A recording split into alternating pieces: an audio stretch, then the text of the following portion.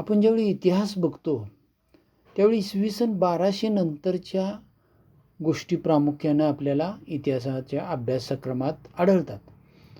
1258, 1270, 1400, 1300, 1546 वगैरे अशी, म्हणजे 1200 नंतर जास्तीत जास्त घटनांचा आपण इतिहास अभ्यासतो. शाळेमध्ये असू दे, इतर ठिकाणी असू दे, जास्तीत जास्त शालेय अभ्यासक्रमामध्ये.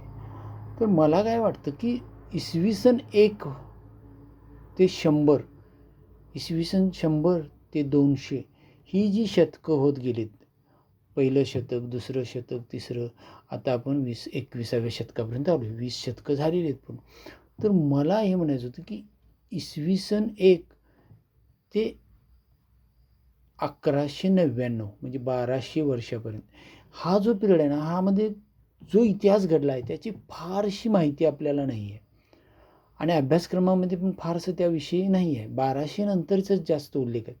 तर ह्या प्रत्येक शतकामध्ये काही ना काहीतरी एक 10-15 गोष्टी तरी जगभरात चांगल्या चांगल्या किंवा अशा विशेष ठळक नोंदी घेण्यासारख्या घडलेल्या असतील.